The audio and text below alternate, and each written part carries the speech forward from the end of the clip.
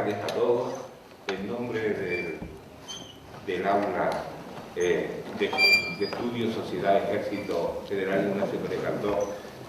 le damos la bienvenida a estas dos mesas redondas que tendremos este miércoles y el próximo sobre la presencia española en IFNI hoy y en Sáhara el miércoles próximo. Bien, nosotros hemos querido, al organizar estos actos, fundamentalmente contar con la presencia aquí de los que vivieron la presencia colonial de España en esos territorios que guarnecían las espaldas de Canarias, ¿no? Lamentablemente la edad de muchos de ellos pues nos impide contar hoy con las 4 personas que estaban previstas, porque 2 han caído enfermos en estos días y es imposible que estén. Pero les aseguro que los 2 testimonios por los que contamos hoy, con los de Mérida y Aznar, que luego les presentaré, son lo suficientemente enjundiosos como para darle pleno contenido a este acto, en el que yo voy a comenzar presentándole a ustedes una breve pincelada de la presencia española en IFNI, ¿no? Comenzando quizá por recordarle ese Mediterráneo Atlántico, en palabras del historiador Fernando Brodel, que es el espacio geopolítico de las islas, donde se desarrolla desde los tiempos remotos de los albores de la modernidad, cuando se inicia el contragolpe ibérico contra el mundo musulmán después de la reconquista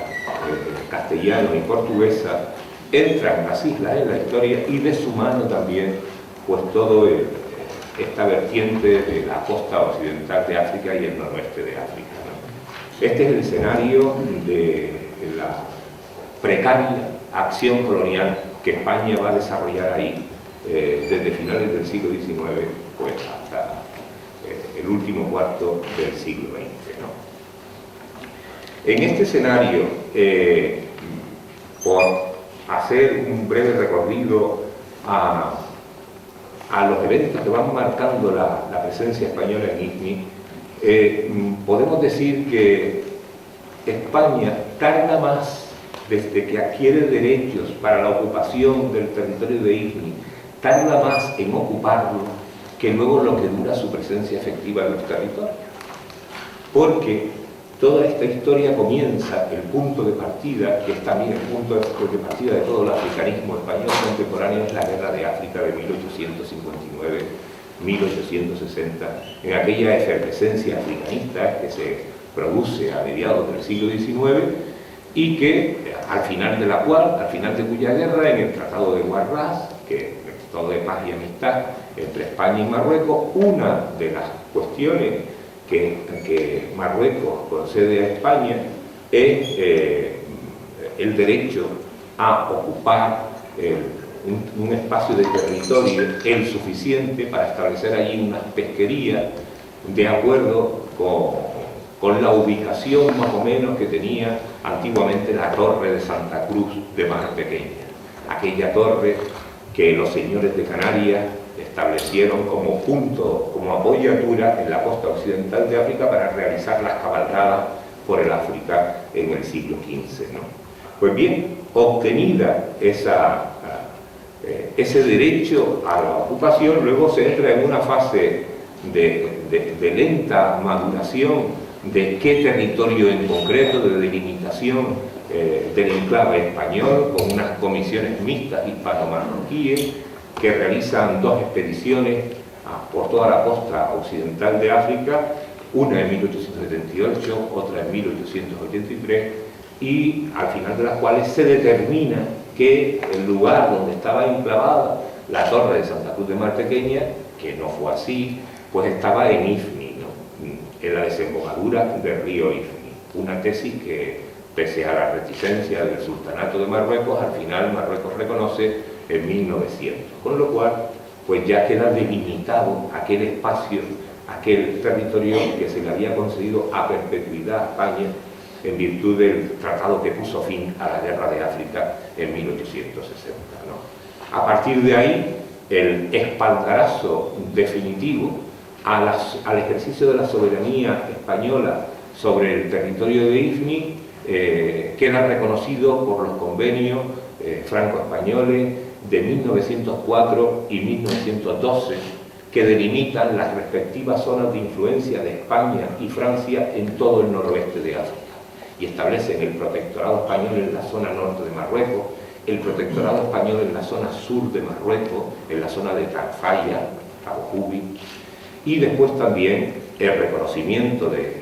todo el Sáhara occidental español como tierra de libre ocupación por parte de España, como res nullius, ¿no? Como tierra de nadie, objeto de reparto colonial, y el enclave de IFNI, bordeado todo ello del protectorado francés en Marruecos, que abarca pues, la mayor parte de la tierra útil marroquí, ¿no? Pues bien, con estos convenios queda refrendado todo el derecho a que España tuviera una presencia efectiva en el territorio de IFNI, y lo que viene después va a ser una demostración de la precariedad de medios en que España, una pequeña potencia entonces en el escenario internacional, ejerce su colonialismo en África, que es un colonialismo más por obligación que por devoción, forzado porque las grandes potencias europeas se lanzan al reparto de todo el Magreb, y España no puede dejar que el norte de África y las espaldas de Canarias se conviertan en tierra de ocupación por parte de otras potencias, porque si no, pues, quedaría estratégicamente emparedada en todo lo que sería ese Mediterráneo Atlántico, ¿no? Pues bien, fruto de eso es que los sucesivos intentos que hace España para ocupar IFNI en 1911, 1919 y 1925 fracasan. Y fracasan porque las condiciones no están maduras, porque IFNI es un territorio encajonado en medio del protectorado francés, y el protectorado francés no acaba de completarse en su proceso de pacificación de la disidencia marroquí a la ocupación francesa en el sur de Marruecos hasta los años 30. Y por lo tanto, España va a tener que someterse al tempo de la acción colonial francesa para poder hacer efectiva su presencia en IFNI, ¿no? Bueno, esta presencia al final, cuando todo aquel territorio, bueno, aquí les comento toda esa esfera de influencia española, les he puesto un mapa para que ustedes se sitúen bien clara, toda esa esfera de influencia española que guarece las espaldas de Canarias en su inmediato hinterland africano, ¿no? La zona de color marrón sería Tarfaya, Cabo Jubi, que es la zona sur de protectorado, está en régimen de protectorado. IFNI, al norte, ese pequeño enclave rodeado por todo el protectorado francés, es una zona, un territorio de soberanía española, mientras que Sequia Larra y Río de Oro es una colonia, o sea que son territorios que tienen distinta condición jurídica, uno es protectorado, el otro es territorio de soberanía, el otro es colonia, y los tres configuran un poco las posesiones españolas en esas espaldas de Canarias, ¿no? Y que luego, con el paso del tiempo, van a dar lugar a África occidental española en la época de Franco, ¿no? Pues bien, después de esos 70 y pico años, 75 años, para hacer efectivos los derechos, por fin España puede ocupar efectivamente IFNI en el año 1934, casualmente, durante la Segunda República.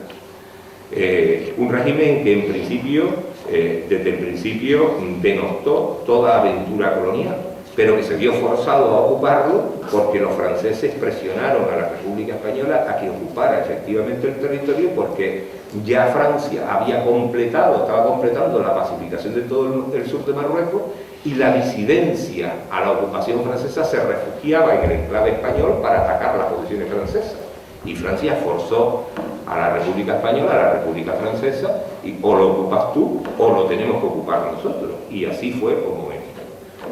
un abrir y cerrar de ojos después de 70 y pico años, en el año 34, pues se ocupó efectivamente Ifni, con lo que se demostró la sujeción de toda la acción colonial española a los ritmos de la ocupación francesa de su protectorado en Marruecos, que es lo que explica que sea en ese año y de una forma tan tardía y de una forma tan rápida para todo lo que había durado, todo ese proceso de maduración previo, ¿no? A partir de entonces, pues, y sobre todo conforme avanza y entramos en la Segunda Guerra Mundial, pues se revaloriza todo ese espacio, se revaloriza desde el punto de vista estratégico todo ese espacio que es vital para las comunicaciones internacionales en el área, ¿no? Entonces se intensifica cada vez más la presencia militar española y con muchos vaivenes se procede a unos continuos reajustes de la administración, que unas veces tienen un mando civil y otro militar, luego se unifica todo en un mando civil y militar y al final acaba pues con la creación del África Occidental Española en el año 1946, ¿no? En esa situación está Ifni hasta mediados de los años 50,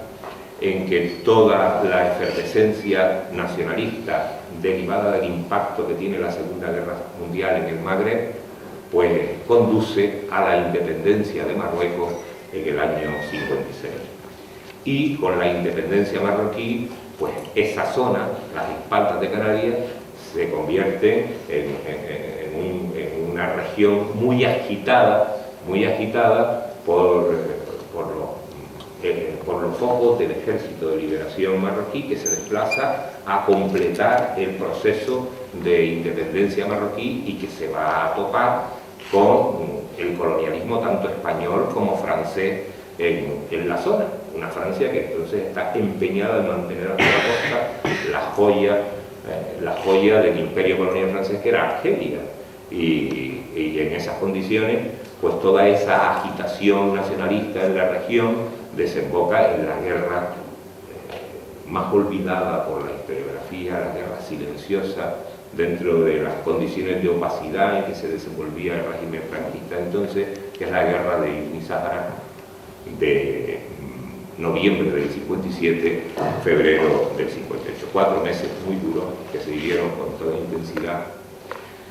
que traslucían muy poco ante la opinión pública, pero que nadie que viviera en Las Palmas entonces puede olvidar pues, los continuos ajetreos de las tropas. Las Palmas se convirtió en un apoyo logístico de primer orden en el desarrollo de aquellas operaciones militares y digamos que fue el momento más tenso que vivió la presencia española en Ifni, que se saldó con la victoria española, aunque tuvo que ceder parte del territorio, luego lo veremos cuando expongan los testigos su experiencia, y que se saldó con la transferencia de la zona sur del protectorado español en Marruecos, es decir, la zona de Cabo Pubi, de Tarfaya, a Marruecos, después de celebrarse la conferencia de Sintra, que tuvo lugar el 1 de abril de 1958. Desde entonces hasta el final de la presencia española en Ifni fue provincia española. El régimen, en ese proceso, digamos, de enrocarse en la acción colonial en plena era de la descolonización, como estábamos entonces, enrocándose en mantener a toda costa Ifni y Sáhara, pues las provincializó y las convirtió en provincias españolas, ¿no? Y ahí es cuando ya todo el proceso se internacionaliza con la resolución 2072 de las Naciones Unidas de diciembre del año 65, que insta a España a descolonizar Ifni y el Sáhara. Es el momento en que se descubre pues los fosfatos en el Sáhara y España se atrinchera en el Sáhara, pero inicia negociaciones con Marruecos sobre Ifni que desembocan en la retrocesión del territorio, izándose la bandera española allí pues el 30 de junio de 1869, en que se pone fin a la presencia colonial española en México. Es decir, 36 años de presencia colonial efectiva frente a 70 y tantos, el doble de puja de ese africanismo español por hacer efectiva la presencia, y que una presencia que hoy conserva pues numerosos recuerdos allá donde uno visite todo el sur de Marruecos, tanto la zona sur del Protectorado como por supuesto y el Sáhara. Y bueno, y hasta aquí mi exposición, que se completa dejando ahí proyectadas las fronteras del territorio de IGNI para ilustrar las intervenciones de los que hoy son protagonistas de este acto.